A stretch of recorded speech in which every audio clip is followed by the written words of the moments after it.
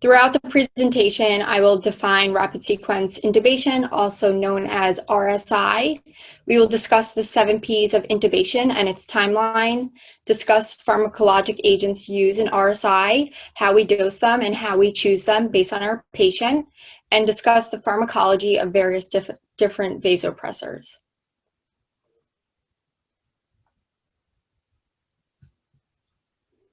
So going into rapid sequence intubation first, so it's defined as the simultaneous administration of a potent sedative and rapidly acting paralytic agent to induce an unconscious state and cause motor paralysis for a successful endotracheal intubation, as depicted below.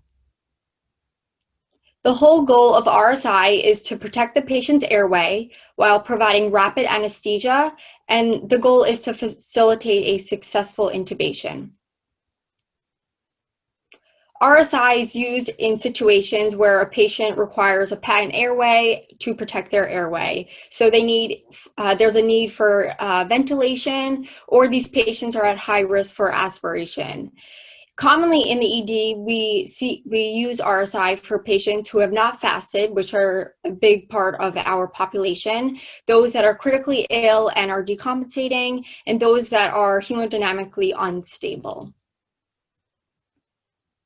When I think about RSI, I think it's important to think about the 7 Ps in your head as we are going through rapid sequence intubation. So you want to think about preparation. So you want to make sure you get all of your things you need for a successful intubation. You want to get your meds ready, pre-oxygenation, and then you will be administering your pre-treatment if necessary, paralysis, protection and position, placement with proof, and then post-intubation management, which is something that's very important.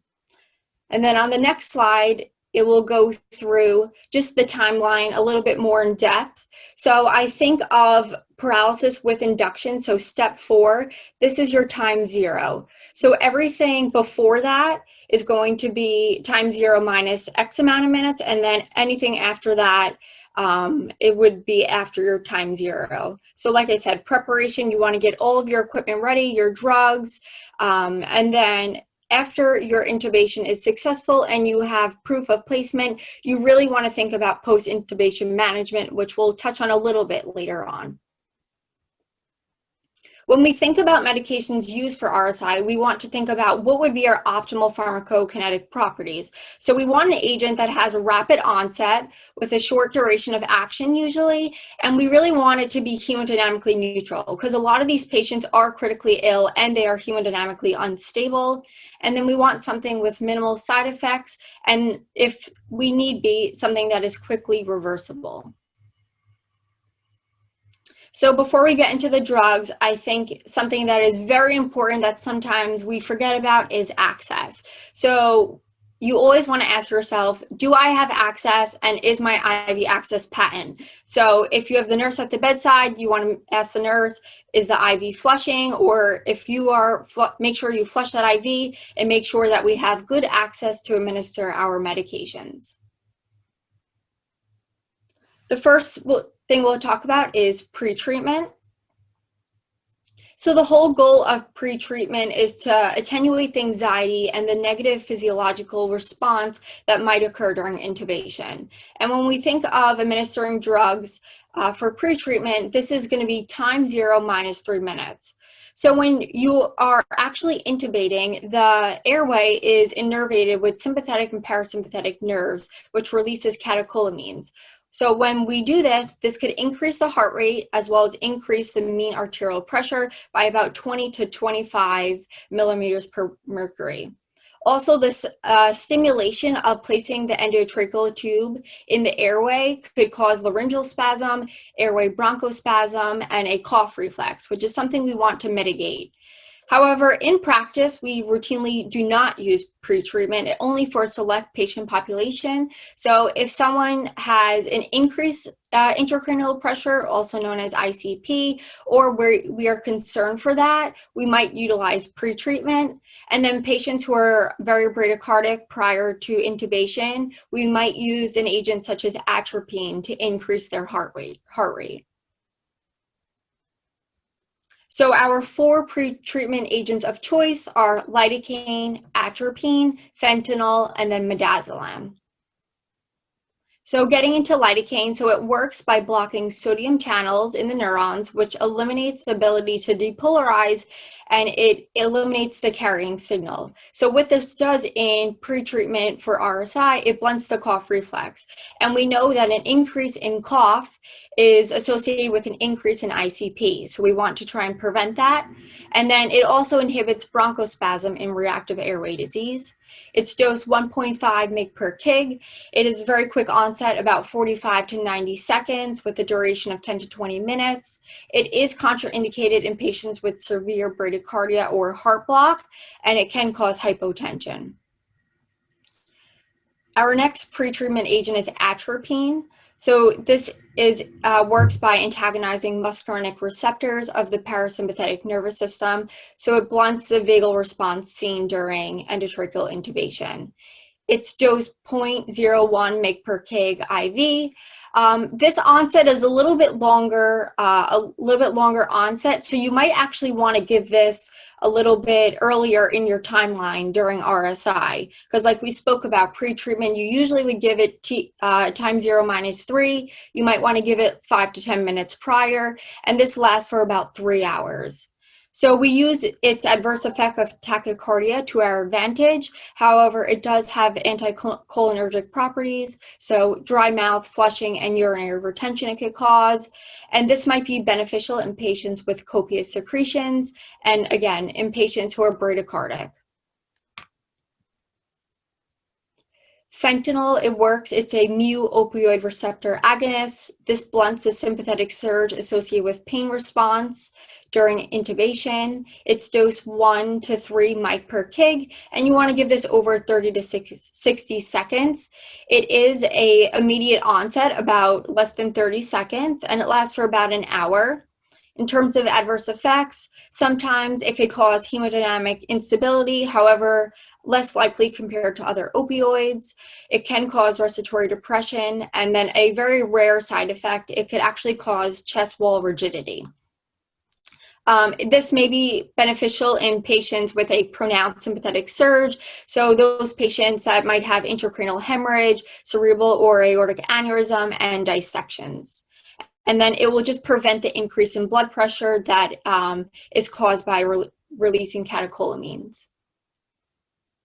And then we have Versed, not very commonly used in practice. It's a GABA agonism. It's used for anxiolysis. And just note the dose for pre-treatment because it's 1 to 2 milligrams IV or IM. However, when we use it for an induction, the dose is a lot higher. IV onset about a minute to a minute and a half, and then it lasts for 1 to 4 hours. It can cause respiratory depression, so it's something you always want to consider. Going into induction for RSI. So for induction, we rapidly administer a sedative with a paralytic to achieve optimal conditions for intubation. So the whole goal is to produce a state of general anesthesia, and we want to cause retrograde amnesia. We do not want the patient to know what was happening during RSI, and then after you administer your sedative, you always want to administer your paralytic after. It's always important to know and remember you never want to administer your paralytic before your sedative. You want your patient to be optimally sedated. Going into our induction agents, so for sedatives, we commonly use ketamine, etomidate, propofol, and midazolam. And then for neuromuscular blockade, also known as your paralytic agent, we have 2 agents that we use, succinylcholine and rocuronium. And these agents are going to be administered at time 0. Ketamine, it works by antagonizing the NMDA receptor, which inhibits the release of glutamate. So this produces a rapid state of anesthesia, and it also has analgesic effects, which is something to consider. Dosing 1 to 2 milligram per kg. We usually use 2 milligrams per kg. Very quick onset, 5 to 10 seconds, and then its duration is approximately 15 minutes. For adverse effects, it could increase heart rate and blood pressure. However, patients that are thought to be in septic shock, we consider those patients catecholamine depleted, and it actually might cause hypotension. It could increase secretion, so get your suction ready, and it can cause nystagmus. It is the only induction agent that has both analgesic and anesthetic properties. And like I said, it can increase secretion, so you want to be mindful of that. Etomidate is another popular induction agent used. So this works by enhancing the effect of GABA. It blocks neuroexcitation, causing an unconscious state. It's dose 0.3 mg per kg. Again, very quick onset, 10 to 15 seconds, and duration is about 4 to 10 minutes. For adverse effects, it actually can cause adrenal suppression and myoclonus.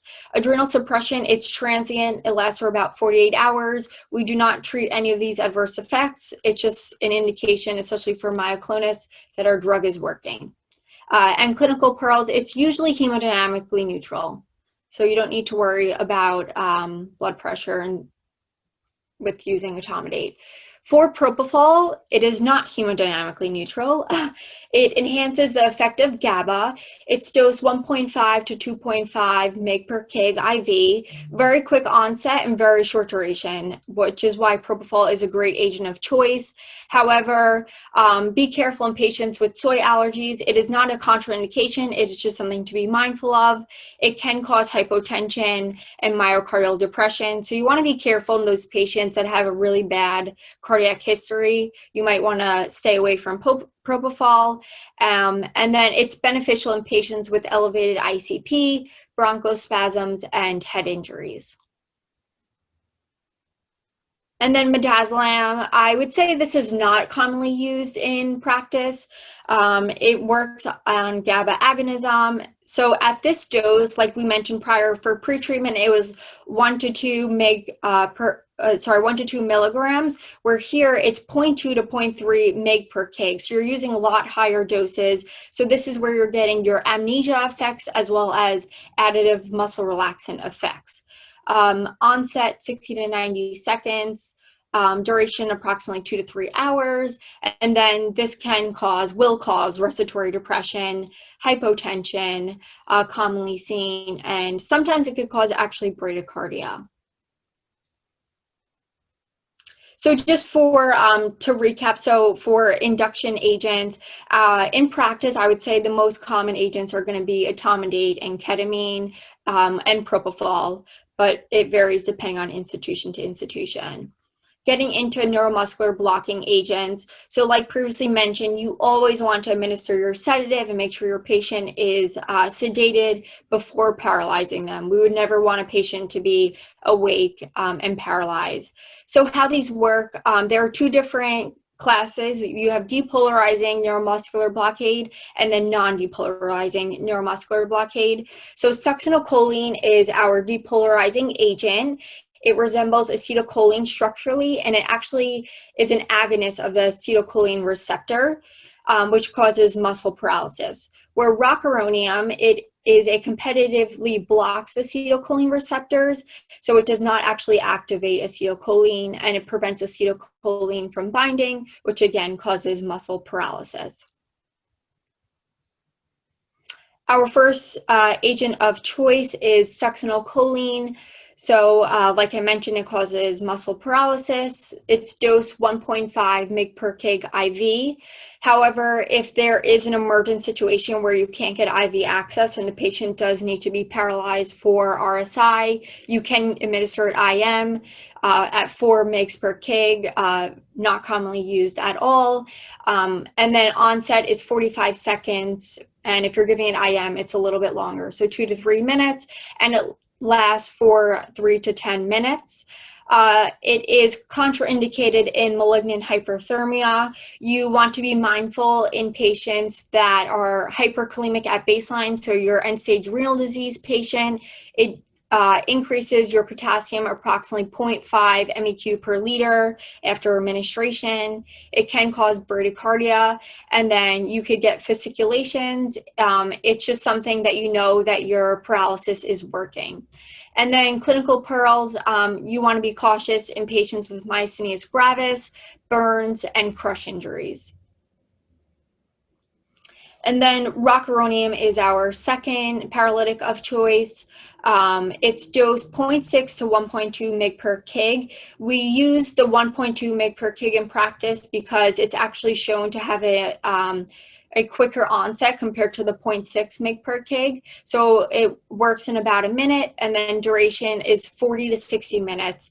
So I always stress, if you're going to be using rocuronium for RSI, you really want to think about your post-intubation management, because again, you do not want your patient to be awake and paralyzed. And our induction agents that we're going to use for sedatives, they only last for about, like, on average 15 to 10 minutes, unless we're using Versed, which lasts a little bit longer. So you really want to think about post-intubation management.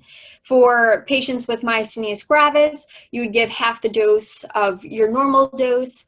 And in patients that need a stat neuro exam, so your patient with a major head bleed, rocuronium wouldn't be your paralytic of choice. So for time for a question, what induction agent utilized in rapid sequence intubation enhances the effect of GABA that could cause adrenal suppression and myoclonus? However, we do not treat these adverse effects. Is it ketamine, B, etomidate, C, propofol, or D, midazolam? And you could use the poll, which the link is above, to pick your answer. Yep, so the poll is open, guys. So we're getting results in. You can see the number increasing. So once we have a good amount, we'll go to the next slide. And just to remind everyone, this is a learning environment. We don't expect you guys to get all these questions right. Otherwise, you wouldn't be med students or like wouldn't be learning. I have gotten things wrong even on shift. So it's okay to be wrong. I just want to let that be out there because I know I would be so afraid of getting this wrong. But yeah, so all the results are coming in. I see it. All right. I know there's more of you on here, so I'm expecting a lot more.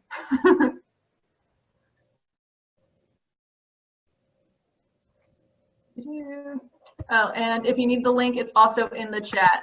So scroll up in the chat, it should be there. I will post it again just in case someone doesn't have it. Copy and paste into your web browser. There you go.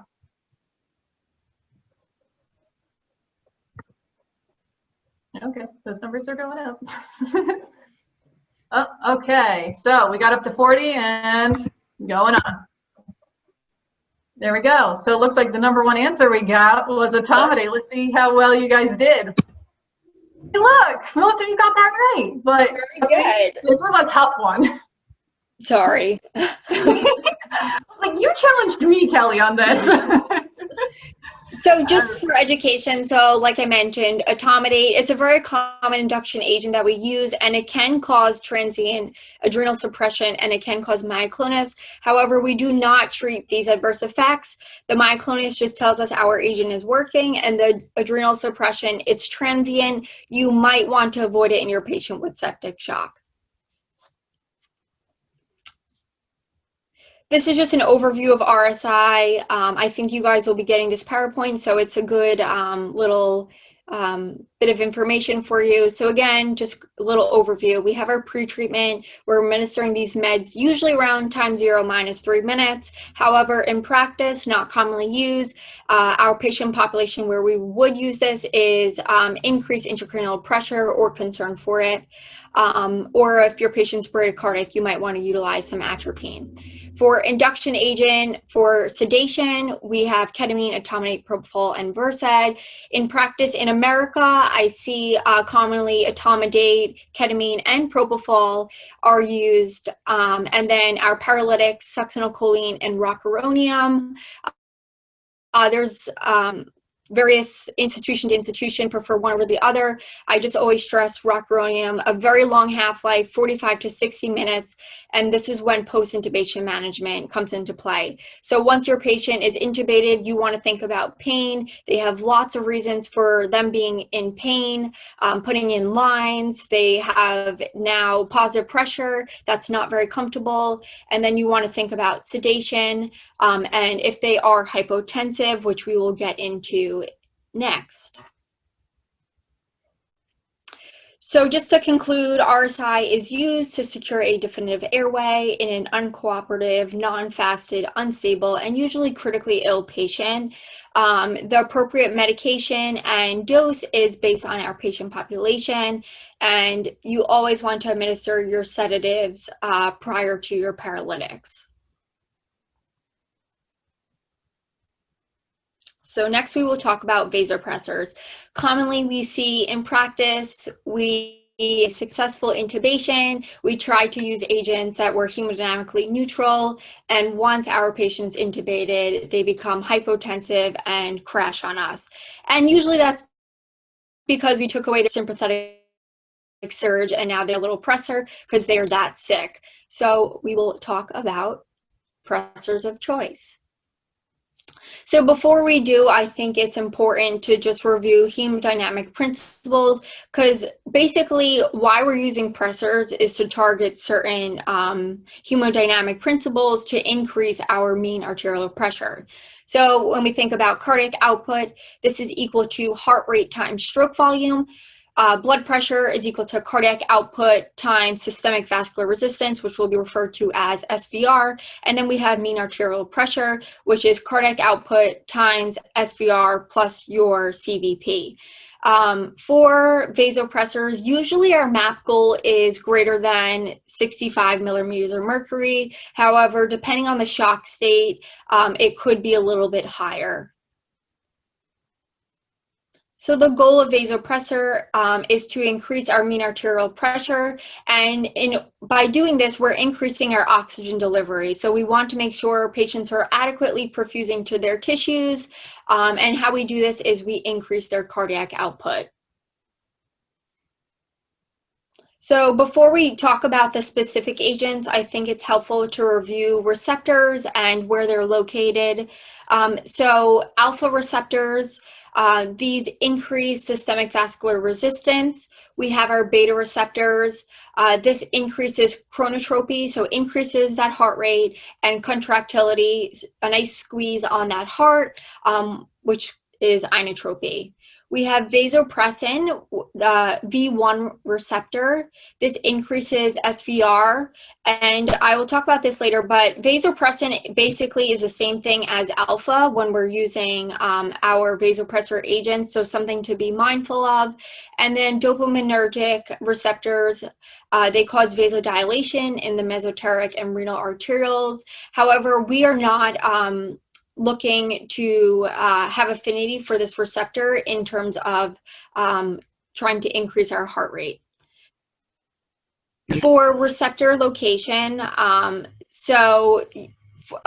sorry, this is actually, I'm missing my receptors. So there's alpha receptors in your vasculature, which causes vasoconstriction. In your heart, you have beta receptors, which causes chronotropy and inotropy. And like I said, for our dopaminergic receptors, it's in your renal, splanchnic, and coronary, causing vasodilation. That's something that we do not want to have affinity for. For vasopressin, there's V1, which is mainly specific for the vasculature, V2 for renal, and then V3 for pituitary. We're really going to be targeting V1 here, vasoconstriction.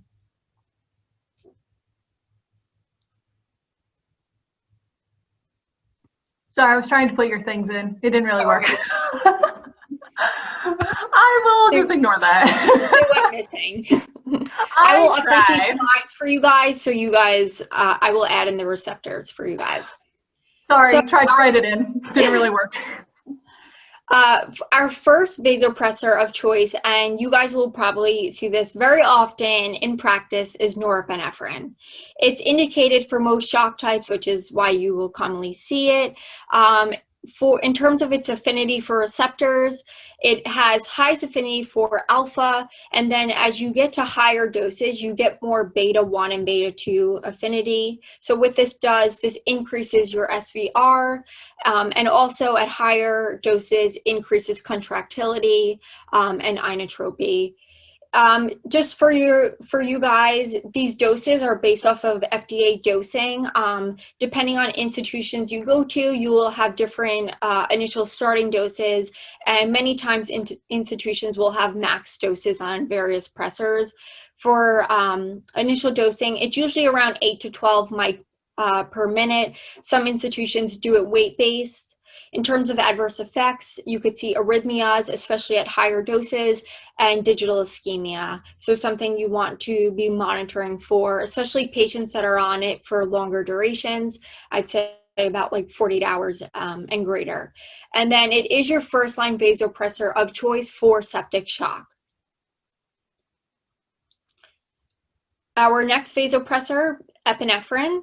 So this is commonly used in patients who are bradycardic or in cardiogenic shock, septic shock, and anaphylaxis. It has affinity for your alpha receptor. However, it does have a lot higher affinity for beta 1 and beta 2. So when you start epinephrine drip, you might notice your patient's heart rate is going to increase. So you're going to get an increase in your SVR. So you're going to clamp down on your arterioles to increase your blood pressure.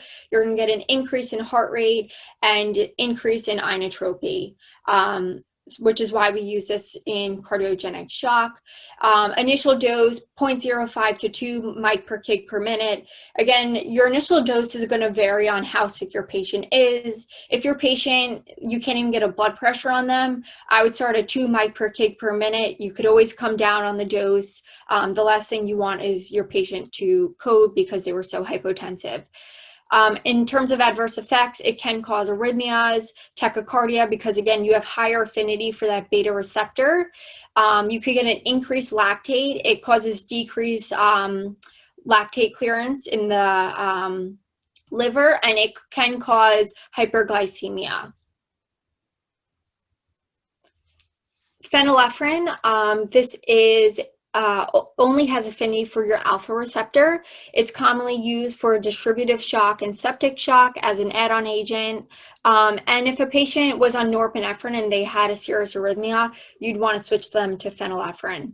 Again, phenylephrine is only alpha receptor, which is good in certain situations because you're only increasing your SVR. So you're only trying to increase your blood pressure. So say you have a patient who is very tachycardic, you might not want to use norepinephrine. You might prefer phenylephrine.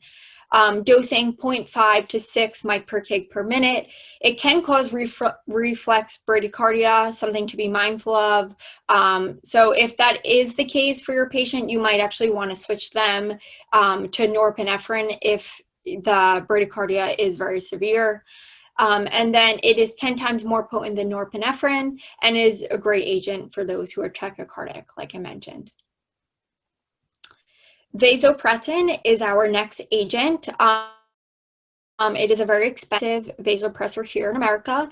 It's commonly used for distributive shock and septic shock as an add-on therapy.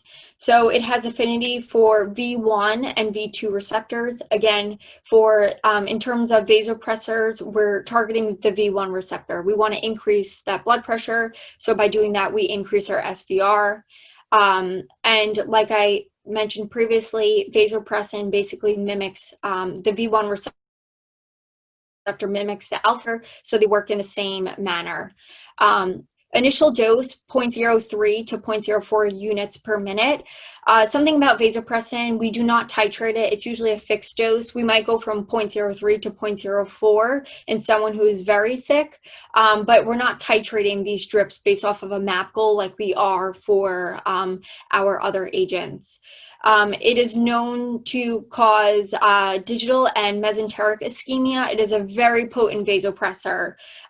So you want to be careful in patients who are on, say, like 0.04 units for multiple days.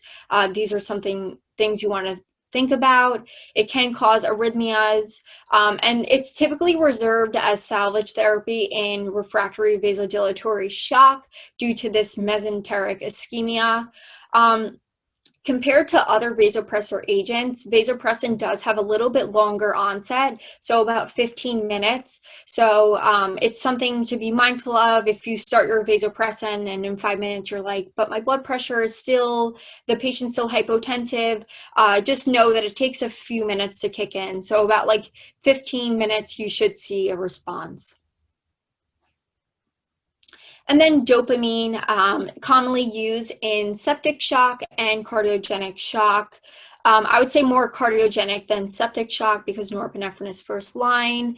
Its receptor affinity is based on its dose. So less than 3 mic per kg per minute, you get dopaminergic affinity, which again, we do not want in this case because it would cause vasodilation. For doses 5 to 10 mic per kg per minute, you get beta activity, which is very good in cardiogenic shock. You're going to increase that contractility.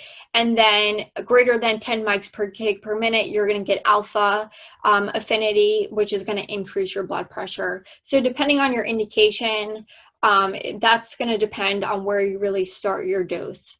Adverse effects, arrhythmias, myocardial and gastrointestinal ischemia, and something about dopamine. So other pressors, say like norepinephrine or epinephrine, we usually titrate down our vasopressor. However, in dopamine, it's really hard to do that because you might have affinity for your dopamine receptor at lower doses, which then would cause hypotension.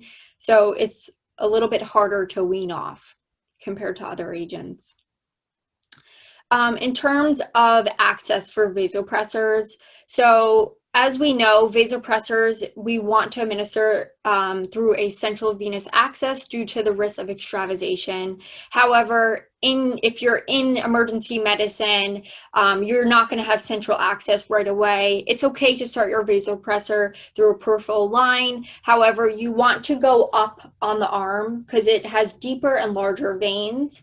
If you have a patient, you do not want to be starting vasopressors in, say, their like wrist or even like their thumb, if that's the only access you could get. However, if it's a short period of time, we allow it. So in my institution, we allow vasopressors to run peripherally for 24 hours, and then we would get central access. This is just an overview of vasopressors. So starting at the bottom of the dial, so phenylephrine, again, pure alpha receptor affinity. It's only going to increase that SVR, which is going to increase your blood pressure by causing vasoconstriction. Then we have vasopressin, which we are using it for its V1 affinity, and it mimics the alpha receptor. So it does the same thing as phenylephrine, only increases that SVR. However, it's a lot more potent vasoconstrictor, so you want to be mindful of your mesenteric and digital ischemia. Then you have norepinephrine. Main affinity is for alpha. However, you do have some beta affinity, and as you go higher up, you get a lot more beta affinity. You have epinephrine. This is our mixed agent, so it has both alpha and beta affinity. In epinephrine, you're going to see an increase in your mean arterial pressure, as well as you might see an increase in your heart rate, and that's because of your beta affinity. And then we go to dopamine. So this is dose dependent. 5 to 10, you have your beta receptor, and then greater than 10, you have more alpha receptor affinity. And so your beta is going to increase your inotropy and increase chronotropy. So to conclude, vasopressors should be chosen based off your patient's underlying physiological state. And when feasible, vasopressors should be administered via central venous access. So like I said, depending on how your patient presents, so if your patient's in cardiogenic shock, you're going to want to choose dopamine to get that beta receptor activity to increase contractility. Where if your patient's in septic shock, our first line agent is norepinephrine. We really want to increase that mean arterial pressure. So by doing that, we increase our SVR to get adequate tissue perfusion. And again, the whole goal of vasopressors is to increase your tissue perfusion. And by doing that, we increase our cardiac output.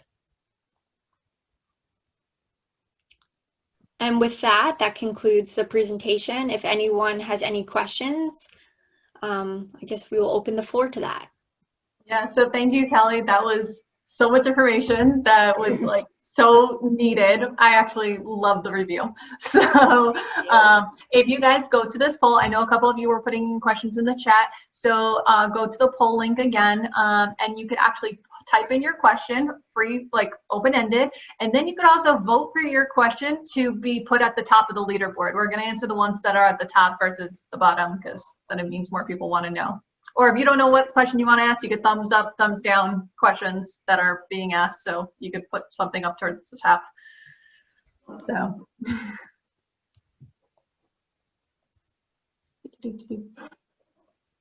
Oh, and for raffles and everything that are coming up later, you must be on the call when we are doing the raffle, because if we pick your name and you're not here, you don't get your prize.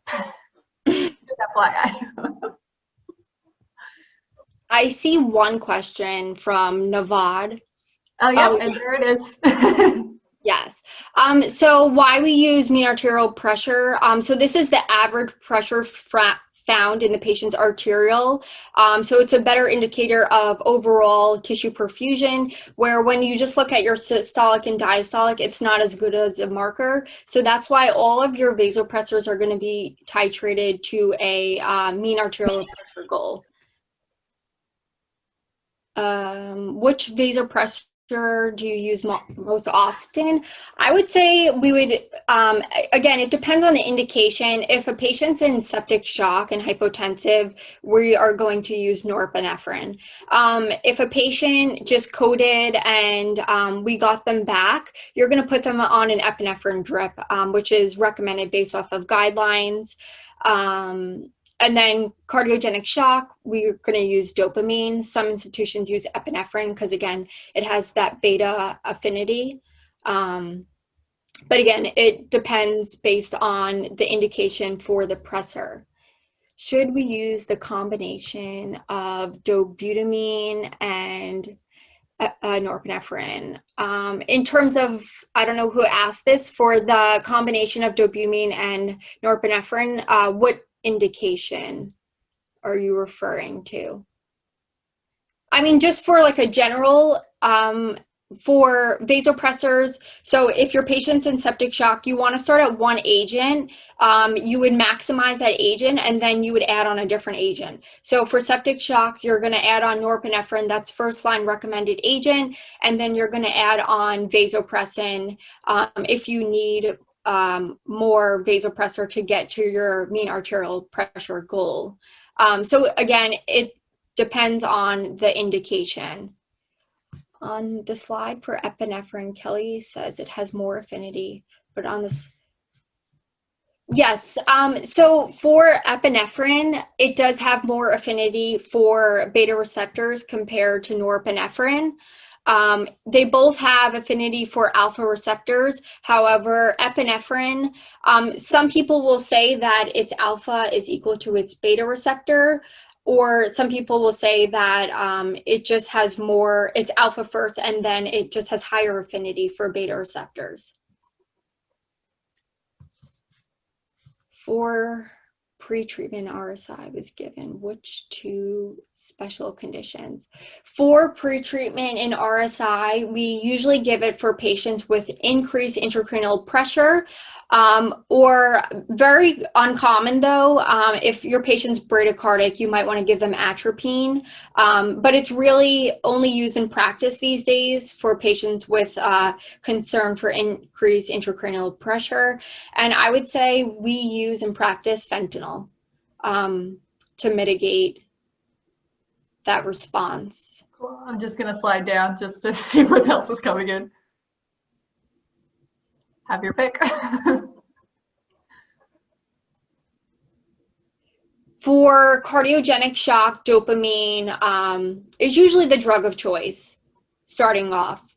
And again, it's because it's all based on your receptor. So for cardiogenic shock, you really want that beta receptor to increase that chronotropy and inotropy.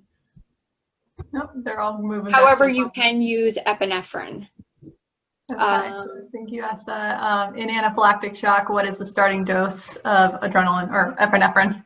So starting dose for anaphylactic shock, based off of guidelines, I want to say, I don't want to give you the wrong answer. 0.3 mg.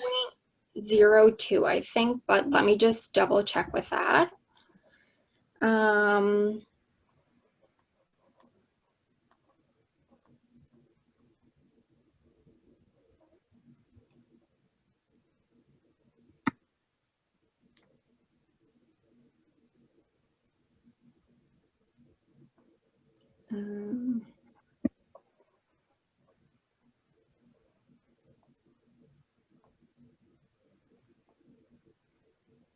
So for epinephrine for anaphylactic shock, they recommend 1 to 15 mic per minute.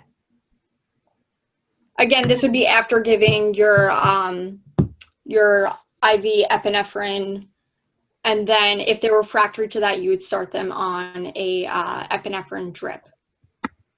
Right. A couple more on the bottom. Are these guidelines from Rosen's Emergency Medicine? I think they're FDA and they're in Rosen, I think. I'm not familiar with Rosen. So when I speak about guidelines, I'm talking about your septic shock guidelines, the guidelines for cardiogenic shock based on, well, for America's guidelines. I think septic shock is actually international. International now, yes. And American. However, cardiogenic shock, I'm not sure if they are the same for Europe. And then which vasopressors do you use most often? I would definitely say norepinephrine. So we're really using, a lot of our patients, they come in, they're in septic shock, they're hypotensive, and that's our agent of choice, which would be indicated based on our septic shock guidelines. Awesome. And do we have any more questions pulling in? I think we covered them all. I will just clarify for an epinephrine drip for anaphylactic shock, it's not very commonly seen in practice. I don't know, Shelly, if you would agree with me. The only time I really saw an epi drip for anaphylaxis was when I was out in Arizona when the guy was allergic to crofab. So we had to give him the antivenom and then had to give him the epinephrine drip because he was allergic to the antivenom. Yikes. Yeah, that was not fun. I thought I killed him. But I didn't. He's good now, I think. Sent back to his country because he was crossing the border illegally. But we kept him for a few days because we wanted to feed him and we didn't want him to go. As people are probably laughing at my stories now.